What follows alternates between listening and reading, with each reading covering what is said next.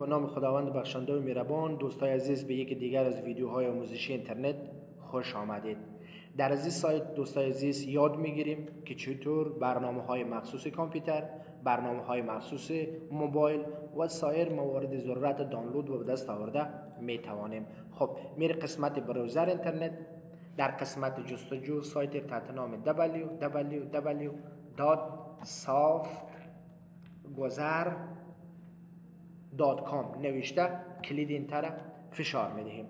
سایت مذکور باز میشه. دوستای عزیز، در این سایت بر علاوه برنامه‌های مخصوص کامپیوتر، برنامه‌های مخصوص موبایل، یک تعداد گیم ها، بازی ها، کتاب ها، فیلم های آموزشی و موارد صوتی در اینجا وجود دارد. خب چطور ما شما اینا رو دانلود و به دست آورده میتونیم؟ طور مثال ما شما اگر یک نرم افزار نیاز داشته باشیم، لیستی از نرم افزارها در اینجا وجود داره.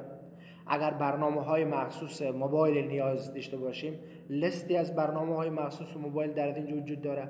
طور مثال ما شما یک نرم افزار مخصوص کامپیوتر نیاز داریم، میره روی گزینه همه برنامه‌ها کلیک می‌کنیم. همه برنامه‌هایی که در این سایت وجود داره اینجا برای ما شما چی میشه؟ لیست میشه. طور مثال ما شما از مجموعه از پروگرام اگر یک پروگرام نیاز داشته باشه که رو بخوای دانلود کنی، چطور دانلود کرده میتونیم. میریم ما شما فقط روی گزینه تحت نام دانلود کنید کلیک می‌کنیم.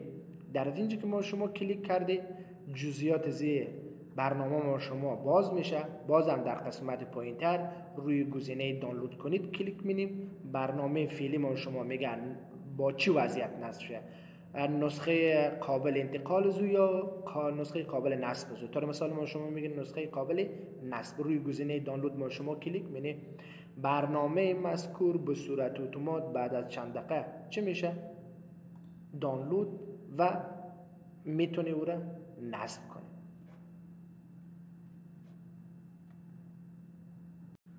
خب دانلود شدن در حال جریانه. بعد از مدت زمان دانلود ختم میشه و از این پروگرام استفاده کرده میتونید. تشکر، موفق سرحال باشید دوستای عزیز. به خاطر حمایت از ما سابسکرایب، شیر و کامنت ها بر ما خیلی مهم و اساسی می باشند. تشکر و موفق، بخیر باشید.